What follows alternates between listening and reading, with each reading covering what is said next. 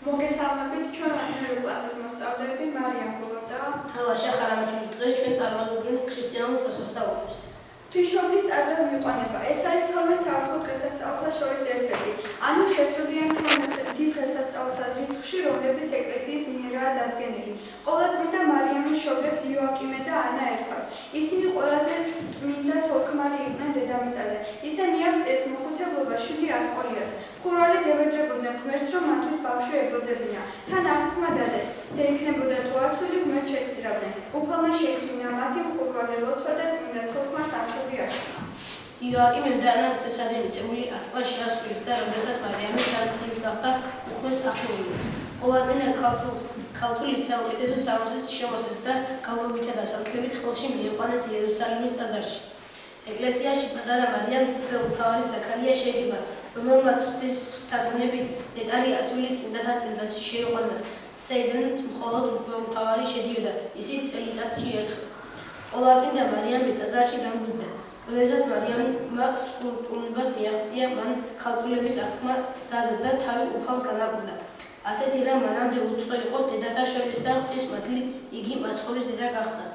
მართლმადიდებლებმა ქრისტიანმა ღვთისმშობლის ტაძრად მიყვანება, ისევე როგორც ყოველი 12-დღიანი დღესასწაული სრულყოფილი სიხარულით, თავდაბლობით და ღვთის შიშით უნდა აღინიშნოს. სასურველია თუ ამ დღეს ადამიანი ისე მოემზადება, რომ ეზიაროს ქრისტეს იარების წმინდა საიდუმლოს. ამაღლება იმართება ქრისტეს ზეცად ამაღლების აღსანიშნავად. ღმერთებს ზეცად ამაღლების მითი მრავალ რელიგიაშია ცნობილი. ქრისტიანული სწავლებით ქრისტე მღვდლეთის აღდგომის შემდეგ ეცხადებოდა თავის მოწაფეებს, ესაუბრებოდა მათ ღვთის სასუფეველზე და მოუწოდებდა დარჩენილიყვნენ იერუსალიმში სულიწმინდის მოფინამდე. აღდგომიდან 40 დღეს ქრისტე მოწამეთა თვალწინ ამაღლდა ზეცად.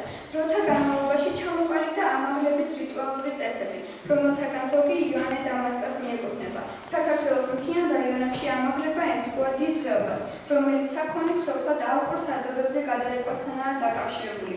ამაღლების დღესასწაულზე ფშავ-ხევსურეთის, თუშეთის, მთიულეთ-გუდამაყრის, ჯავახეთისა და საქართველოს სხვა მხარეთა სოფლების მაცხოვრებლებს წარმართულ საოცრებში შესაწერი მიჰქონდათ და შესთხოვდნენ ადამიანისა და ოჯახის კეთილდღეობას, საქონლის გამრავლებას, ბარაქიანობას და სხვა. დიდი პარასკევის ღვთისმსახურება იესო ქრისტეს ჯვარცმას, ჯვარიდან გარდამახვას და დასაყრდნობას იხსენებს. წირვა აღესრულებინა, რადგან ამ დღეს ცნობებისაგან ჩვენს გამოსახსენებელ მღვდელმა საკუთარი თავი შესწირა მსხვერპლად. სრულდება სამეუფოს ჟამი, რომლის დროსაც კვლავ იკითხება სახარება მისი ნების შესახებ.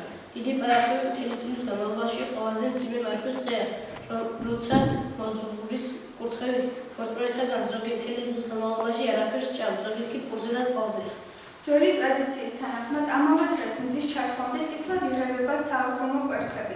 კვერცხი ქრისტიანული ტრადიციით ზოგადად სიცოცხლის სიმბოლოა. წითლა შეღება კი იმისა, რომ ჯვარცმული მაცხოვრის სისხლით გამოსყიდულ კაცობრიობას მარადიული სიცოცხლე მიენიჭა.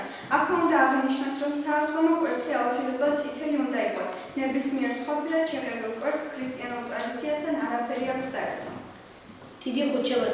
დიდი ხუთშაბათის მსახურებასა იესო ქრისტეს მიერ მოწაფეთათვის ფეხთა დაბანას, საიდუმლო სერობას, გეცსიმანის ბაღში იესო ქრისტეს ლოცვასა და იუდას მიერ მის გაცემას უსწრებით. აღესრულება ბასილი დიდის წირვა, რომელიც სერობას იმის სახსოვრად უერთდება, რომ უფალმა ზიარების საიდუმლო სწორედ ამ დღეს სერობის ჟამს დაადგინა.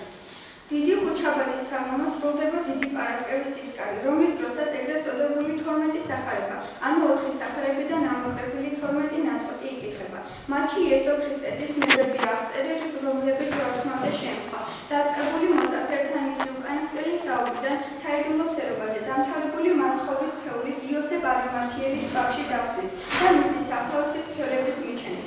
12 სახარების კითხვისას მორწმუნენი ანთებული სანთლებით ხალხში დგანან, რაც ერთი მხრივ ჩვენი ხსნელის მიმართ ხურვალის სიყვარულის გამოხატულებაა, მეორე მხრივ კი იმის ხსოვნა, რომ მაცხოვარს ღვთიური დიდება ნების დროსაც არ დაუკარგავს. ყოველი სახარების წაკითხვის შემდეგ სამრეკლოს ზალი იმდენჯერ ჩამოკრავს, რიგით მერამდენი სახარებაც იკითხება.